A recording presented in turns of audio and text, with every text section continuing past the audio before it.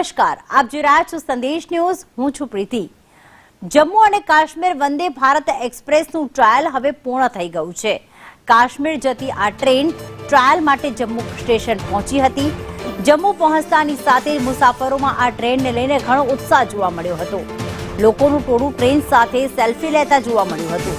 લોકોએ ભારત માતા કી જયના નારા પણ લગાવ્યા હતા. આ ટ્રેન ખાસ કરીને જમ્મુ અને કાશ્મીર માટે બનાવવામાં આવી છે, જેથી મુસાફરોને ઠંડીમાં પણ કોઈ મુશ્કેલીનો સામનો કરવો ન પડે. સૌથી ખાસ વાત તો એ છે કે આ ટ્રેનના કાચ પર ક્યારેય બરફ બની શકતો નથી. આ ટ્રેન -30 ડિગ્રી તાપમાનમાં પણ ઝડપથી દોડી શકવા સમર્થ છે. પીએમ મોદી ટૂંક સમયમાં કટરાથી આ ટ્રેનને લીલી ઝંડી આપશે. ઓરેન્જ અને ભૂખરા રંગની અત્યાધુનિક ટ્રેન માતા વૈષ્ણોદેવી કટરા અને શ્રીનગર વચ્ચે દોડશે. આ ટ્રેન ભારતના પ્રથમ cable stayed rail bridge, Anji Khad bridge અને વિશ્વના સૌથી ઊંચા રેલ બ્રિજ એવા ચેનાબ બ્રિજ પરથી પસાર થઈ હતી. આ ટ્રેન આવતા મહિનાથી શરૂ થવાની ધારણા છે.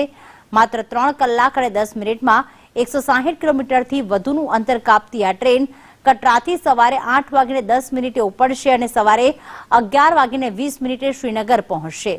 પછી તે શ્રીનગરથી 12:45 ઉપડશે અને 3:55 કટરા પહોંચશે. તો મુસાફરોમાં આ વંદે ભારત જે જમ્મુ કાશ્મીરમાં દોડનારી છે તે ટ્રેનને લઈને ભારે ઉત્સાહ જોવા મળ્યો હતો. તેનું ટ્રાયલ રન શરૂ થતાં જ આજે તે જમ્મુ સ્ટેશને પહોંચી હતી અને અલગ અલગ 3 બ્રિજ પાર કરીને અને જમ્મુ સ્ટેશન ખાતે જ્યારે આ ટ્રેન પહોંચી ત્યારે મુસાફરો તેની સાથે સેલ્ફી લેતા પણ નજરે પડ્યા હતા. વૈષ્ણોદેવીથી કટરા જવા માટે આ ખાસ ટ્રેન જે છે તેનું ટ્રાયલ કરવામાં આવ્યું છે. આવતા મહિનાથી આ ટ્રેન શરૂ થઈ જાય, મુસાફરો માટે તે મૂકવામાં આવે તેવી શક્યતા સેવામાં આવી રહી છે. વડાપ્રધાન નરેન્દ્ર મોદી વંદે ભારત એક્સપ્રેસનું લોકાર્પણ કરશે અને મુસાફરો માટે તે શરૂ કરી દેવામાં આવશે.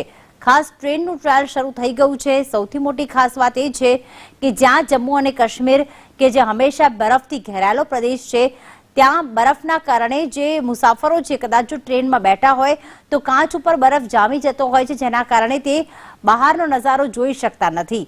પરંતુ આ ટ્રેનમાં જે કાચ લગાવવામાં આવ્યા છે તેમાં ક્યારેય બરફ જામતો નથી. -30 ડિગ્રીમાં પણ મુસાફરો આમાં સવારી કરી શકે છે, મુસાફરી કરી શકે છે.